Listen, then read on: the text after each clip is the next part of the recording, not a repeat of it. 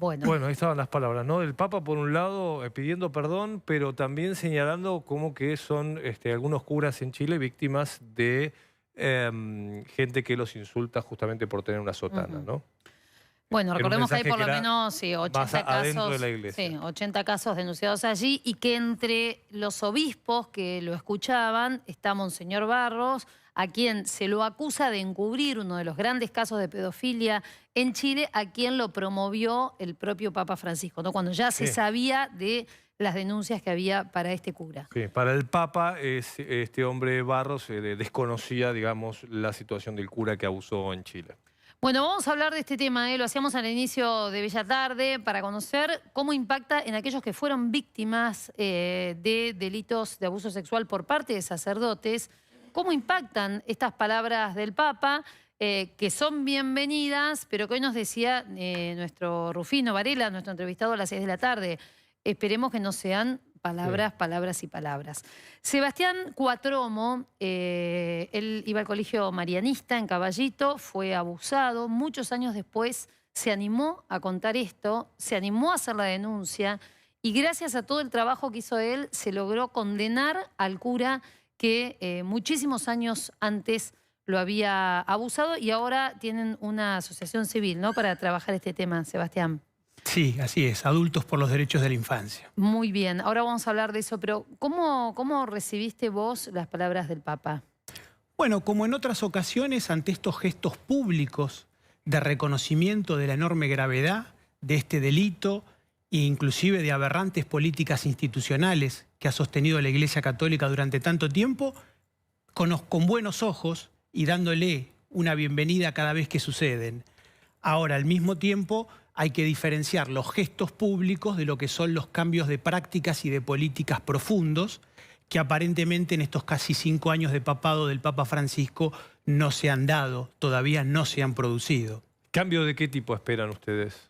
No, básicamente, como sucede a nivel internacional, el fin de cualquier tipo de complicidad y de encubrimiento hacia los abusadores y junto con eso, por supuesto, una profunda apertura a las víctimas, al sufrimiento, a las historias de las víctimas, a los reclamos de reparación y de justicia de las víctimas de abuso dentro de la Iglesia Católica y junto con eso también, hablando en el caso particular de la Argentina y refiriéndonos a la Iglesia Católica, que por supuesto es una organización que tiene sus estamentos de poder y jerárquicos, pero también tiene mucha diversidad y pluralidad en su interior. Pero, por ejemplo, siendo la Iglesia Católica una institución de mucho peso dentro del sistema educativo argentino, siempre señalo en mi caso y en el de nuestro colectivo de Adultos por los Derechos de la Infancia que sería muy bueno que la Iglesia Católica se comprometiera profundamente con tratar de llevar adelante en la Argentina la Ley de Educación Sexual Integral que tenemos sancionada desde el año 2006 en el Congreso Nacional, que a nuestro juicio es una muy buena ley en clara perspectiva de derechos, con una mirada integral de la sexualidad y que sin embargo a más de una década de su sanción todavía cuesta muchísimo llevar adelante en los ámbitos educativos de la Argentina. ¿En todos o en los que tienen que ver con la Iglesia? Desgraciadamente en líneas generales. Ajá.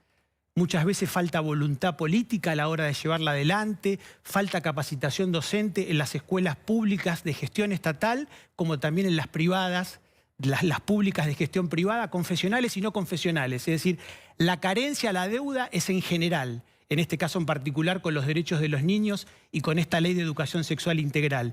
Pero el ámbito católico bien podría ser una gran contribución y desde una postura de humildad, habida cuenta de la enorme notoriedad pública que han venido tomando de varios años a esta parte los delitos de abuso sexual que han ocurrido dentro de la Iglesia Católica y también colaborar en ese sentido, que esa es una manera muy concreta de contribuir aquí y ahora y para el futuro, a dar cuenta. ¿Hay una diferencia en los casos de abuso sexual que ocurre con docentes que no son necesariamente ni curas, ni hermanos, ni están dentro de la Iglesia Católica, donde hay una actuación judicial mucho más veloz? Vos haces referencia a que la Iglesia sigue, digamos, siendo cómplice, encubriendo, enviándolos a otros lugares para evitar la sanción judicial correspondiente a un abusador sexual. Digo, estoy pensando en los casos, por ejemplo, el del italiano que enviaron aquí a una institución de sordos mudos en Mendoza, ¿no? Sí. hace muy poquito nos hemos enterado que tenía una historia de abuso sexual en Italia y que lo habían destinado a la Argentina como Donde si fuera... también cometió abuso, ¿no? Donde también cometió abuso, exactamente. Sí, evidentemente esto sigue pasando. Recordemos, por ejemplo, a nivel internacional, en una comisión que el mismo Papa Francisco creó para investigar y establecer mecanismos ante el abuso sexual dentro de la Iglesia Católica, los dos sobrevivientes de abuso que participaban, la irlandesa Collins y el británico Sanders, terminaron renunciando y denunciando la falta de colaboración y de decisión de trabajo en distintos organismos vaticanos para con esta misma comisión. Ahora, lo que también quiero agregar desde nuestro lugar, desde la sociedad civil, desde lo que es la opinión pública, todo lo que hacemos justamente desde fuera de la Iglesia Católica, evidentemente tiene repercusiones y tiene efectos muy concretos allí dentro.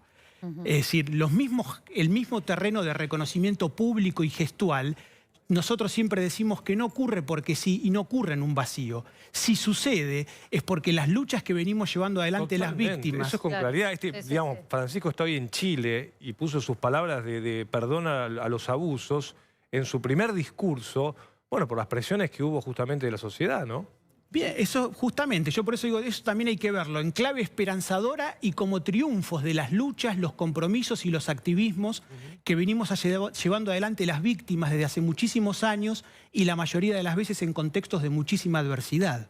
Bueno, hoy de hecho, mientras el cura hablaba afuera, había una protesta importante, ¿no? De víctimas y de gente que apoyaba a las víctimas pidiendo acción, ¿no? Además de estas palabras que son importantes, pero que, como vos decías, en los casos concretos se necesita que haya una acción concreta, porque también es una manera de ejemplificar, ¿no? Que un cura que abusa de un niño, no es que no pasa nada, como hasta ahora, como era hasta hace un tiempo. La verdad es que a la gran mayoría, esto se vio en la película Spotlight, de los curas, se los trasladaba, en tu caso ocurrió algo así, tengo entendido, se los trasladaba y acá no ha pasado nada y el abusador sigue abusando en el lugar a donde vaya.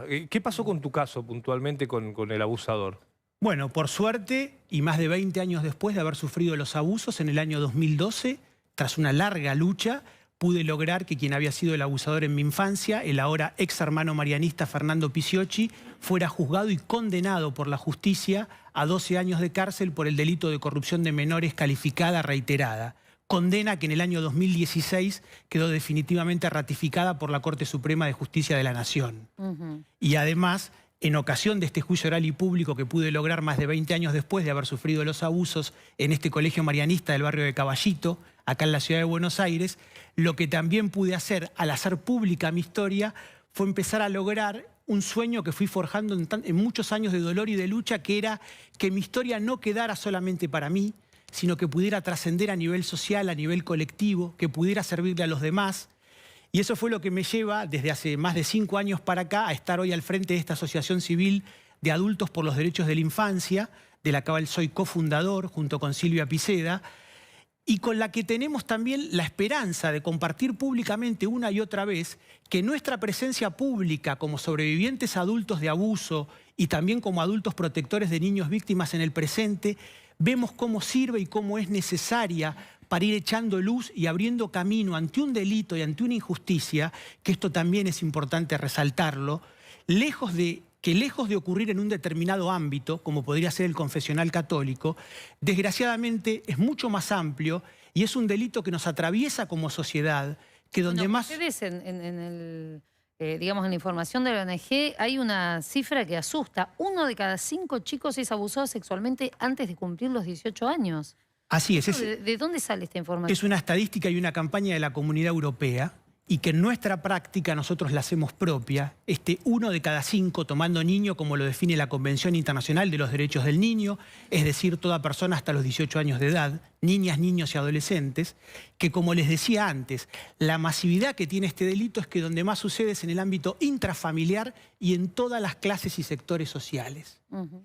Y muchísimas veces como sociedad adulta en general, y esto también lo refleja muy bien las enormes dificultades que puede tener una institución y la jerarquía católica en particular, pero también muchas veces lo vemos en estamentos estatales, que es el encargado, el obligado de velar por los derechos de la infancia.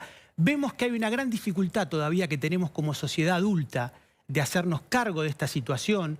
muchas veces como adultos de asumir los propios dolores y abusos que sufrimos en nuestras infancias. Claro. Y por eso termina resultando mucho más cómodo preferir seguir como negando o mirando para otro lado. Y la dificultad es, perdóname, para muchos que debe ser tratar después de probarlo, ¿no? Porque eso debe ser una barrera para enfrentar la situación. Nadie me va a creer, ¿cómo voy a probarlo? Y encima, si uno lo hace muchos años después, todavía es mucho más difícil. ¿Vos le aconsejarías algo, digamos, a alguien que fue abusado de niño, tiene los recuerdos, sabe los nombres, pero no sabría hoy cómo probarlo? Bueno, nosotros siempre decimos en nuestro caso, de nuestra Asociación de Adultos por los Derechos de la Infancia, que nosotros no damos consejos, sino que compartimos la experiencia. Y en ese sentido es riquísima también la experiencia que desarrollamos hace varios años, todas las semanas acá en Capital, en el barrio de Flores, en un centro cultural, teniendo un espacio de encuentro y de reunión para toda persona que haya sufrido abuso en la infancia o personas que en el presente luchen por defender o acompañar a niños víctimas. Digo, y en esa experiencia lo que nosotros vemos es que desgraciadamente, dentro del ámbito del Poder Judicial todavía falta muchísimo conocimiento y muchísima capacitación en los operadores del Poder Judicial con respecto a lo que es el abuso sexual contra los niños, a sus características, a cuáles son las consecuencias que provocan las víctimas. Digo, ante esa falta todavía de mucha preparación, uno de los correlatos es que es un delito que todavía tiene altísimos niveles de impunidad. Según algunos especialistas, el más impune de la tierra todavía hoy. Nosotros, en nuestra experiencia, lo que decimos es que no necesariamente, y sin restarle un ápice de importancia, por supuesto, a la lucha contra la impunidad de este delito y de sus perpetradores, que es indispensable para cambiar esta historia, a los sobrevivientes adultos, sobre todo, desde nuestra experiencia nosotros decimos que los caminos de recuperación personal no necesariamente tienen que estar atados o ligados a la suerte de denuncias o de causas judiciales. Porque ojalá se pudieran presentar denuncias y hubiera del otro lado gente preparada y capacitada y las causas llegaran a una instancia de reparación y justicia como me pasó a mí. Claro, pero a veces el solo hecho de poder compartirlo y contarlo no ayuda a librarse, y el hecho de que vos estés contando tu experiencia, o como él lo hizo Rufino, seguramente está animando a otros detrás de cámara, y es un paso muy importante. Te agradecemos mucho. Bueno, muchas gracias a ustedes. Gracias, Sebastián, por haber venido.